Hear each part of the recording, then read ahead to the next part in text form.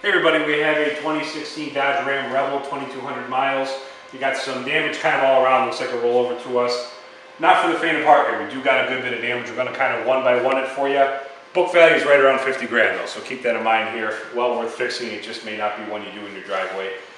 Start with this mirror, actually, got a little bit of crack here. Cosmetic, still housed fine, still working, but you may choose to replace that. This door looks good, I don't really see any visible damage anywhere, no clearance issue here.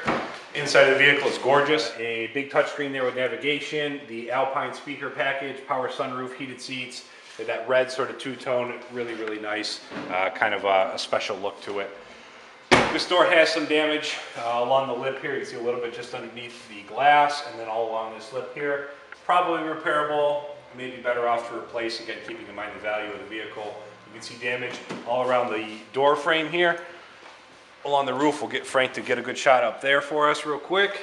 See, sunroof is out of its housing a little bit. The glass is damaged, so that's going to be replaced as well. I don't think you have to skin the roof. I think there's enough there. Some fill and paint should be okay. Now this aperture here, you can see just kind of pushed in. It's making the door sit a little bit tight. That's going to have to get pulled, probably replaced. You'll want to redo this aperture just to get it right. Bedside damage, actually, we got a little bit on the molding too, just underneath here. This is part of the body. I don't think it's a separate piece. No, it's part of the door opening, so you might choose to pull it and fill paint. You could cut and weld. You may do it the right way there, your call. Left bedside here, damage, needs to be replaced. Coming around to the back here, left tail light, definitely replaced. Now tailgate and back bumper are definitely usable. Tailgate, actually, I don't see any damage on it. It looks fine to us. Backup camera, good option. Now this back bumper just got pulled out of its housing, put a little bit of a bend in it, but I think you could use it. It's kind of a nice flat black finish on it, but it is steel. It's not a plastic piece back here. Tow package, chrome exhaust tip, pretty cool.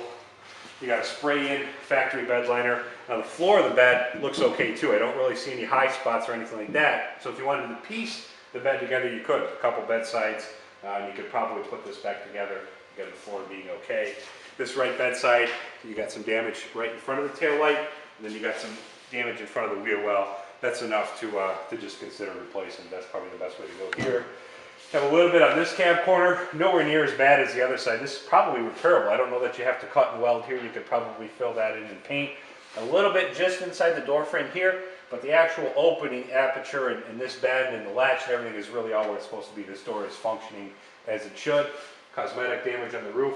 Important to note, we don't really have any open gaps along these seams here, so I don't think you have a weather issue or anything like that. It should come together pretty good. Damage in the door there. This damage here is kind of low. It may not show up in the shop, but that door needs to be replaced as well. See, the handle's got some damage. I would just count on replacing it. This mirror looks fine. I don't see any damage to it. Now we get to the primary damage here in the front. We do have a couple little nicks on the hood. You can see a scratch here. There's a dent right here in the front and a little bit on this side too. The hood's probably a 50-50. It is kind of special to the Rebel, looks like, with those plastic fittings in there. Your call. You could replace it. It's white. It's pretty forgiving, so you could probably make it work. You may end up replacing it instead. Taking a look underneath the hood. So our lower frame rail actually looks fine. You can see a little bit on the flange there, got folded back, but it's actually coming across the axle very straight. We put our head underneath it. Those rails really look good. So that was sort of a make or break for us on whether we were going to bring this vehicle in. It passed the frame test for us, so we decided to give it a shot. Now your upper structure here, this upper inner fender apron, you can see is moved. You got some kind of folds here. It's just out of its housing, shifted over a little bit. So that's going to need to be pulled back out. You can see this structure here got pushed in along with it. You could probably cut and weld some of these new pieces on. Your call. I mean, it will pull. I don't see any rips or tears or anything like that. So if you just want to get it close enough, you probably can. Cooling units, you can see some damage to the front of the condenser there. The radiator, you know, it's tough. I don't see anything super obvious on it, but the reservoir is actually mounted in the front here and it's got a good bit of damage all around. So it's tough for us to really test the cooling for you. I would just count on replacing it and let it be a nice surprise if you don't. The fan assembly on the front of the motor, a couple of the fins are damaged, but the crank itself looks fine. I don't see any of the fins on the actual rotor damaged. The front of the motor itself looks fine. All the lines, pulleys, belts, everything is intact. No issue there. So you have a little bit of an unknown there on the cooling, but nothing nothing that'll set you back. That's all just parts changes here. On the right side, this got moved in as well. So the impact was probably, you know, sort of towards the middle. Pulled that upper rail on the right side in, the left rail in just a little bit. You see you got a flex point there.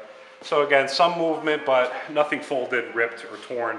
Definitely a repairable piece here. This lower core support damaged as well. So again, I would just count on a full cooling swap. Front piece is missing. Obviously 2 headlight assemblies. You have a grill assembly that needs to go on there. And then this lower bumper, there's enough damage here to count on replacing that. This fender obviously needs to be replaced. So now actually taking a look at the suspension, this has an air ride package on it. So it is sitting kind of awkward. That's from those bags being empty, where you don't have any air pressure on the inside. So you probably got a pinched line. You know, something's causing those airbags to not function properly. As far as the actual damage on the suspension, though, we really didn't see anything. So a troubleshooting thing, something you'll have to address, but the air ride package is becoming more and more common on these. I don't think you have a major headache there. And once you get it running, it's an awesome feel. It goes down the road very, very good. So again, it's not a cream puff. It's not one you're going to fix in an afternoon. But when you get done with it, I mean, it's a $50,000 truck, and you're probably going to put it together out of here 20-ish, maybe 25. So well worth doing. Just do your homework. Make sure you know what you're getting into.